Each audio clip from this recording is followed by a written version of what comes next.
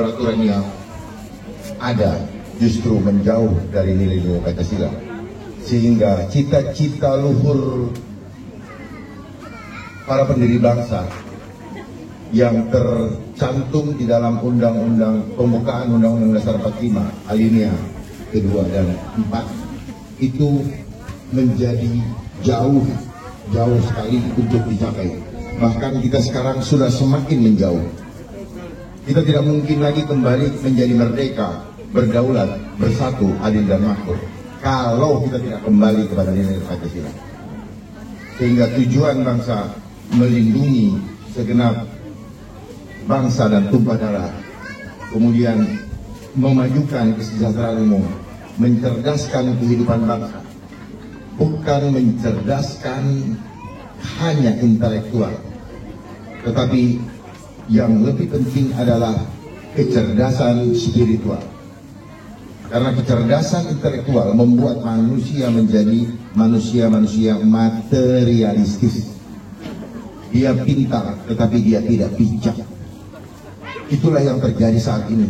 Mereka pintar-pintar menghitung angka, sehingga pasti mereka akan selalu berbicara tentang infrastruktur, fasilitas-fasilitas, bukan berbicara tentang bagaimana membuat rakyat merasakan keadilan dari semua yang dilakukan lewat kebijakan-kebijakan tersebut. Apa yang dirasakan oleh Bapak Ibu sekalian adalah residu atau gunung es dari persoalan yang sesungguhnya. Persoalan yang sesungguhnya yang terjadi adalah hilangnya adab. Karena fondasi adab itu adalah keadilan. Keadilan di dalam jiwa kita akan membuat kita menjadi manusia yang beradab. Kita tidak tega, kita tidak bisa melihat orang-orang yang berkesusahan. Kita tidak akan bisa melihat, membiarkan hal-hal yang buruk terjadi di depan kita. Contoh yang paling ringan dan gampang adalah apa? Ketika kita melihat ada sampah di depan kita dan kita membiarkan, itu adalah salah satu dari nilai adab yang sebenarnya sudah mulai hilang. Betul. Sehingga persoalan sampah menjadi masalah. Tetapi bagi mereka sampah menjadi nilai ekonomi.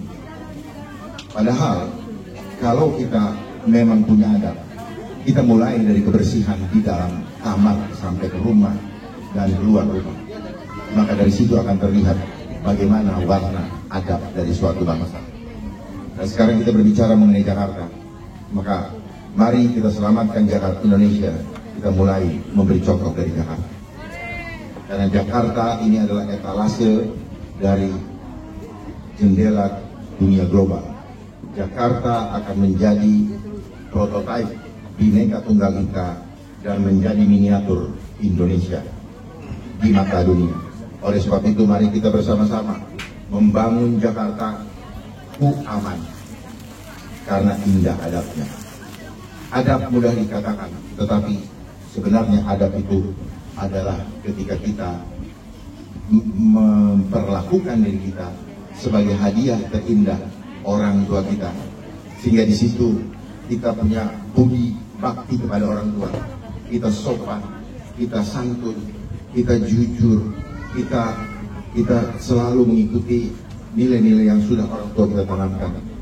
Orang tua kita tidak pernah ingin melahirkan kita menjadi pengemis, karena itu adalah sifat yang tidak beradab.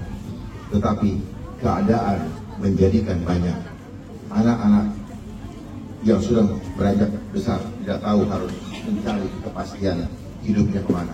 Oleh sebab itu saya hadir bukan karena saya ingin bernafsu menjadi gubernurnya, tetapi saya ingin untuk datang di depan untuk membela hak-hak daripada rakyat. Betul. Saya ingin membela bukan karena saya kuat, karena saya tahu Tuhan yang kita sembah, Tuhan yang Maha Esa, jauh lebih daripada sistem dunia yang ingin menyengsarakan kita. Seringkali kita tidak tahu, kita pikir pola-pola yang ada itu bagus. Saya mau memberikan contoh adab. bagaimana gambaran saya akan membangun Jakarta 5 tahun ke depan adalah contoh rumah adat rakyat Jakarta. Betul. Rumah adat Jakarta, kita belajar filosofinya. Terasnya selalu di depan, terbuka, tetapi ada pagar. Ya. Di situ ada balai-balai, di situ ada kursi penerima tamu. Artinya, rumah adat Jakarta menunjukkan bahwa Jakarta welcome, Jakarta mempersilahkan siapapun ingin datang dan bertamu. Tetapi pagarnya menunjukkan dan ini akan dilayani dengan baik karena adab rakyat Jakarta adalah baik pada dasarnya sebelum dirusak. Tetapi pagarnya menunjukkan bahwa ada batasan jati diri warga Jakarta yang tidak boleh tidak boleh dirusak oleh tamu yang datang ke Jakarta. Tamu yang datang ke Jakarta kita katakanlah orang asing. Orang asing ini siapa saja bisa kita katakan asing. Asing karena dia tidak satu frekuensi. Asing karena adab yang dibawa tidak sesuai dengan adab yang kita inginkan. Itulah filosofi. Kemudian uniknya rumah adat rakyat Jakarta yang sejati itu kamar mandinya tidak ada di dalam rumah utama, tetapi ada di belakang. Maknanya apa? Bahwa sebelum masuk rumah, bersihkan dulu kotoran-kotoran yang ada pada dirimu, baru kau masuk. Karena apa? Karena rumah adalah tempat yang sakral. Rumah adalah, keluarga adalah sakral. Jadi jangan sampai dikotori. Kemudian dalam ornamen-ornamennya kita bisa melihat bahwa ada ukiran bunga melati yang melambangkan apa? Keharuman. Jadi suatu keluarga yang sakral dia akan mengharumi sekitarnya dan akan menjadi contoh oleh tetangga-tetangganya. Mari kita menjadi contoh untuk tetangga-tetangga kita bahkan asing. Kita harus memberikan kewangian bagi daerah lain. Jangan kita justru menjadi contoh. Lalu kenapa ada juga ukiran bunga matahari. Bunga matahari melambangkan apa? Melambangkan cahaya. Seperti lilin yang bercahaya di tengah kegelapan, maka kita harus menjadi terang bagi sekeliling kita. Supaya apa? Supaya yang tadinya tersesat jalannya bisa kembali ke jalan yang benar. Good. Tepuk tangan. Kemudian yang berikutnya lagi di dalam ornamennya itu sangat global. Kenapa?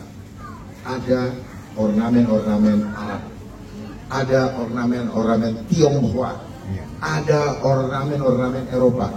Artinya ini wujud daripada rakyat Jakarta selalu welcome dan menerima siapapun yang datang, asal ikuti adab kami, bukan adab mereka yang ditanamkan di tempat ini. Sehingga kita kehilangan jati diri. Itu yang perlu kita pahami. Kemudian di depannya ada sumur. Sumur melambangkan apa? Sumber kehidupan. Sumber kehidupan yang memberikan kita hidup. Dan rakyat Jakarta, rumah adatnya menggambarkan mereka welcome untuk dinikmati sumber kehidupan atau sumber dayanya. Tetapi tetap harus masuk dari pintu. Pintunya ada di depan, artinya masuklah dari depan, jangan menyelinap atau masuk dari pintu belakang. Bisa menyelinap lewat orang-orang dalam, makanya ada istilah ordal.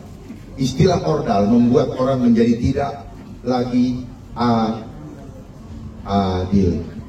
Karena harus punya orang dalam baru kita bisa mendapatkan sesuatu. Ini adalah cara yang tidak adil sebenarnya. Tapi banyak orang yang menikmati. Kenapa? Karena hanya pintar, tetapi tidak bijak. Pintar itu seperti apa? Pintar itu adalah manusia yang selalu mengambil keputusan demi kepentingan dirinya dan tidak peduli apa yang dirasakan oleh orang lain. Yang penting dirinya senang, bodoh amat sama orang lain. Tetapi kita butuh bukan pintar saja, tetapi bijak. Bijak itu seperti apa? dia akan mengambil keputusan yang mengindahkan, yang bermanfaat buat orang lain, bukan untuk kepentingan dirinya. Tepuk tangan. Untuk itulah saya hadir, bukan untuk saya, tapi untuk Bapak Ibu sekalian. Oleh sebab itu saya mengajak, mari kita